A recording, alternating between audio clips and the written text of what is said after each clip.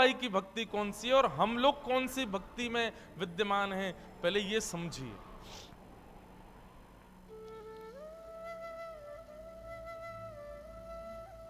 उत्तम, मध्यम और साधारण, 3 प्रकार की भक्ति होती है।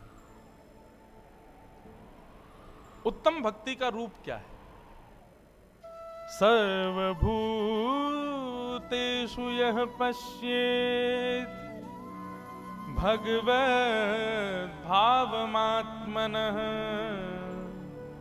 भूतानि भगवत्यात्मन् एष भागवतोत्तमः। बहुत सावधानी से सुनो सब लोग। सर्वभूतेषु यः पश्येत् भगवद् भावमात्मनः भूतानि भगवत्यात्मन् एष भागवतोत्तमः। उत्तम भागवत का लक्षण क्या है? भागवत मतलब भक्त। उत्तम भागवत का गुण क्या है? कहते हैं सर्वभूतेषु यः पश्येत् भगवत भावमात्मनः। नेत्रों के आगे दिखने वाले हर जीव में, हर वस्तु में, हर भाव में श्री कृष्ण विराजमान है, ऐसा दर्शन करता हो। मीराबाई किसी काले व्यक्ति को देखती ना, तो जो काला व्यक्ति जिसकी सब उपेक्षा करते थे, अरे देखो ये तो काला है, अरे देखो ये तो ऐसा है, ये तो वैसा है, मीराबाई जब उसको देखती तो उसके पास चली जाती और उसको देखने लग जाती। काला व्यक्ति या काली स्त्री जो भी होती वो आके कहती, आप हमको ऐसे क्यों देख रहे हो? सब तो हमारे रूप को देख के इधर उधर भागते हैं, आप हमारे रूप को देखने आई हो। तो मीराबाई कहती, मैं तुम्हारे रूप को देखने इसलिए आई हूं क्योंकि कृष्ण ने तुम पर कितनी कृपा की। बोले कृपा? क्या कृपा की मुझ पर? बोले अपना वर्ण तुमको दिया है। कृष्ण वर्ण है, श्याम सुंदर भी काले हैं और उन्होंने अपने जैसा वर्ण तुमको भी प्रदान कर दिया। तुम कितने सौभाग्यशाली हो।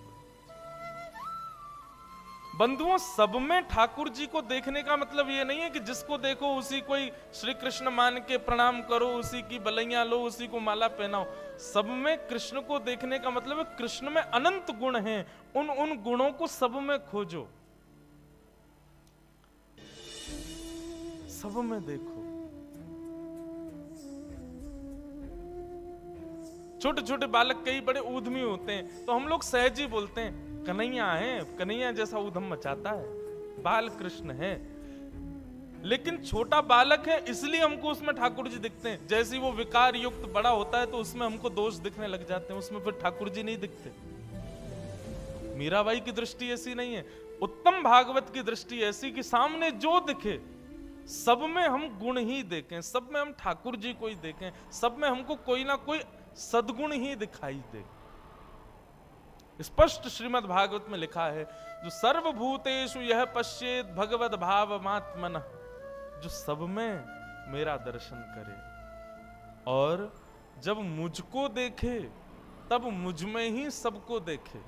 यही माताजी हैं, यही पिताजी हैं, यही पति हैं, यही पुत्र हैं, यही सखा हैं, यही बंधु हैं, सब कुछ यही हैं जो सामने दिख रहे हैं।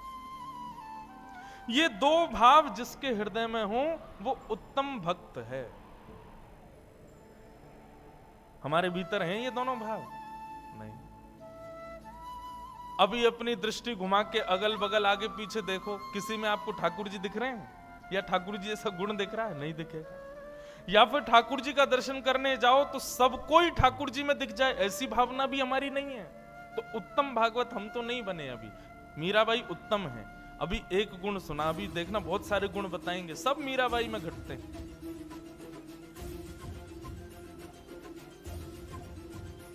सबको देखे तो सब में ठाकुर जी, और जब ठाकुर जी को पाले तो सब ठाकुर जी में।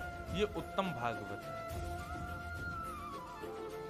मध्यम भागवत कौन है?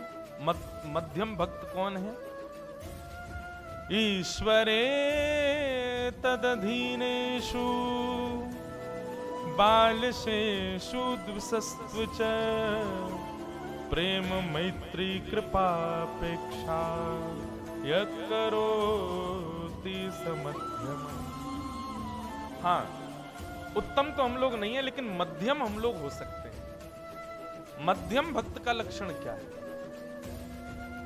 तो कहते हैं ठाकुर जी से तो प्रेम करे और तद अधीनेषु भगवान के जो अधीन है, मतलब भगवान के जो भक्त हैं उनसे मैत्री करे। मतलब भगवान के अधीनों के प्रति भगवत भाव नहीं है। ठाकुर जी अलग हैं, भक्त अलग हैं, ऐसी भावना आ गई।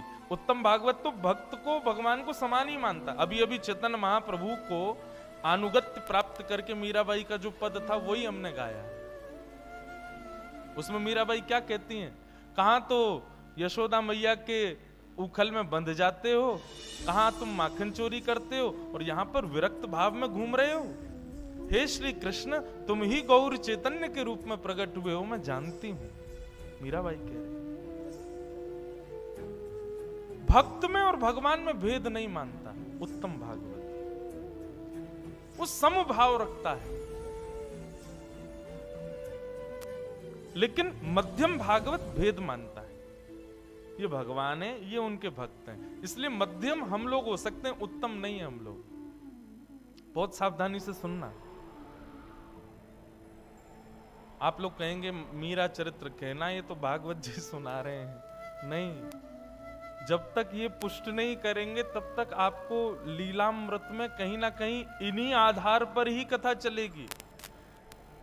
इसलिए आधार की पूर्ति के लिए ये सुनना तो आवश्यक है। तो ठाकुर जी से प्रेम करे और उनके अधीन रहने वाले भक्तों से मैत्री करे। जो ठाकुर जी के बारे में नहीं जानते उन पर कृपा करे, और जो कथा से संबंध नहीं रखते, ठाकुर जी से संबंध नहीं रखते, उनकी उपेक्षा करे। ये मध्यम भागवत, उत्तम, मध्यम। और तीसरा है साधारण। साधारण भक्त का लक्षण क्या है कि आचार्या में वहरे पूजाम यश्रद्धये हते न तद भक्ते सुचान्येषु सभक्त प्रकृत स्मृत। साधारण भक्त का लक्षण क्या है? तब कहते हैं केवल अर्चावतार के प्रति भाव रखे, ठाकुर जी की मूर्ति पूजा में निष्ठा रखे, उसके अतिरिक्त ना भक्तों में ज्यादा निष्ठा रखे, ना संतों में ज्यादा श्रद्धा रखे, ना ज्यादा उसको सत्संग में रुचि लगे। ऐसा व्यक्ति कौन कहलाता है? साधारण। तो साधारण तो हम नहीं है, उत्तम भी हम नहीं है, लेकिन हाँ मध्यम हम हैं। पर जिनकी लीला सुनने के लिए हम लोग बैठे हैं, जिनका चरित्र सुनने के लिए हम लोग बैठे हैं, वो कौन है? वो है उत्तम। वो उत्तम है। सर्वभूतेषु यह पश्येत भगवद भावमात्मा। उत्तम भागवत के फिर कई सारे लक्षण भगवान स्वयं बताते हैं। उत्तम भागवत का एक लक्षण बताते हुए ठाकुर जी कहते हैं, न काम कर्म बीजानाम यस्य चेतसि संभव वासुदैवैक निलयः स वै भागवतोत्तमः। उत्तम भागवत जो होता है वो अपने आप को कोई शरीर नहीं मानता। मैं एक शरीर हूं, इसको नहलाना धुलाना, इसकी मन इच्छा पूरी करना, इसको ये खिलाओ, इसको वो पिलाओ, इसको ऐसा कराओ। वो अपने शरीर को अपना ना मान के उसकी इच्छा पूर्ति में नहीं लगा रहता। वो अपने शरीर को वासुदेवैक निलय, अपने शरीर को ठाकुर जी का घर समझता है। और चित्त के कुंज में श्याम सुंदर विराज रहे हैं, चित्त के कुंज में श्री गोवर्धन नाथ विराज रहे हैं, इस भाव से अपनी चित्त के भावनाओं को पूर्त करता है। ये उत्तम भागवत का लक्षण।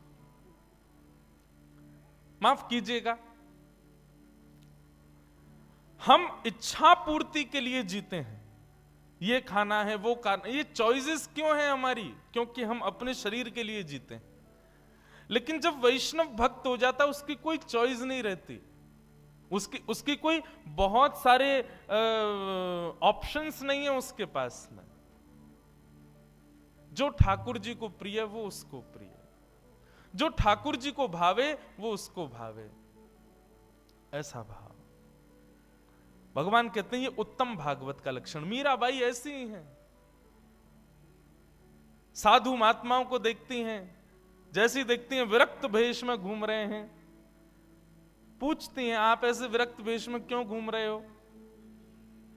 बोले विरक्त भेष में घूमने से ऐसा लगता है, पता चल जाता है लोगों को कि ये साधु हैं, ये ठाकुर जी के भक्त हैं। जैसे कथा आती है, हनुमान जी महाराज सीता जी से पूछते हैं आप सिंदूर क्यों लगाती हो? बोले कि इससे पता चलता है कि हम राम जी की गृहिणी हैं, राम जी हमारे हैं। हनुमान जी पूरे शरीर पर सिंदूर लेप के घूमने लगे। बोले केवल मांगे क्यों, मैं तो रोम रोम से बताऊंगा कि मैं राम जी का हूं। पूरे अंग पे सिंदूर लगा घूमने लगे।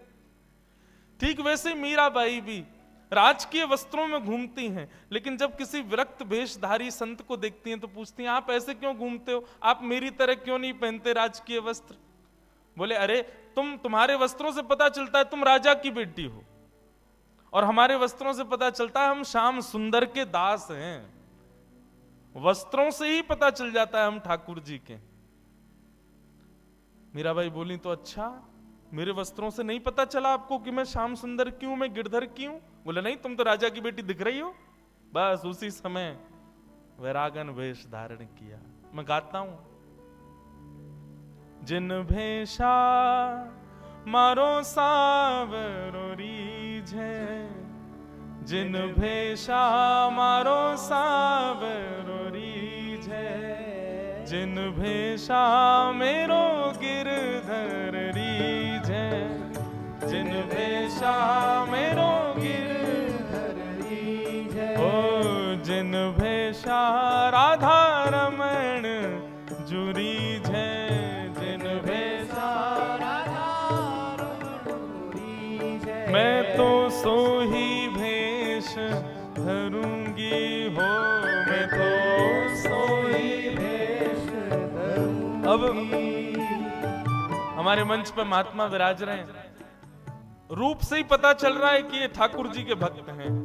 अभी अभी ब्राह्मण देवता पधारे, नीचे विप्र देवता विराज रहे हैं। उनकी धोती से, उनके मस्तक के तिलक से, हमारी वेशभूषा से चाहे लोग नहीं भी जानते हो तब भी आकर के प्रणाम ही करते हैं। कई बार लोग नहीं जानते लेकिन हमारी वेशभूषा देख के केवल प्रणाम करने आ जाते। मैंने कहा आप हमको जानते? बोले नहीं, जानते तो नहीं है। मैंने कहा प्रणाम क्यों किया?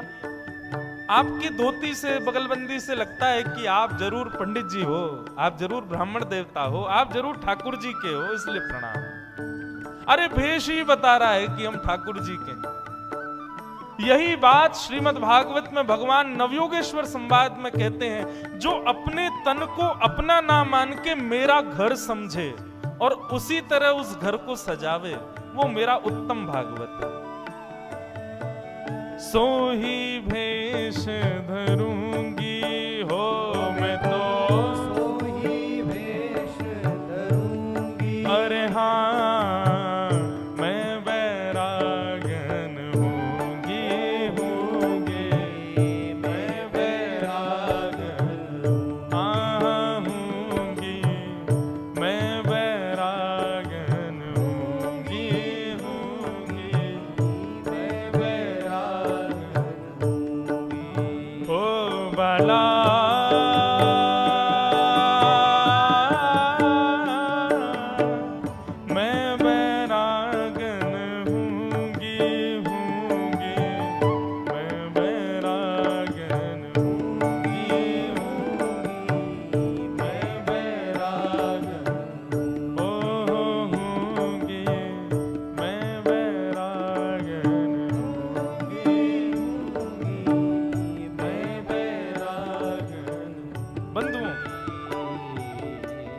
आप लोगों को याद हो जाए तो बहुत अच्छा, नहीं तो डायरी में लिखते जाना कहीं पे। हाँ,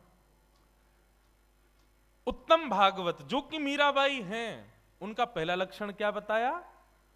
जो सब में मुझको देखे और जब सबको देखे तब मेरा ही अनुभव करे, सबको मुझ में देखे और मेरे को मुझ में ही सबको देखे, ये पहला लक्षण। दूसरा लक्षण, जो अपने तन को अपना ना माने, अपने तन को मेरा ही निलय, निलय कहते हैं घर को, न काम कर्म बीजानाम यस्य चेतसि संभव वासुदेवैक निलय। सवई भागवतोत्तम, उत्तम भागवत है। तीसरा उत्तम भागवत का लक्षण क्या बताया? तीसरा लक्षण बताया, न यस्य कर्म न यस्य जन्म कर्माभ्याम न वर्णाश्रम जातिभिः सज्जते स्मिन् अहम भावो देहे वै स हरि प्रिय। न यस्य जन्म कर्माभ्याम न वर्णाश्रम जातिभिः, बोले उत्तम भागवत ना तो किसी जाति का होता है, ना किसी वर्ण का होता है, ना किसी कुल का, खानदान का। ये अहम भाव उसके भीतर नहीं।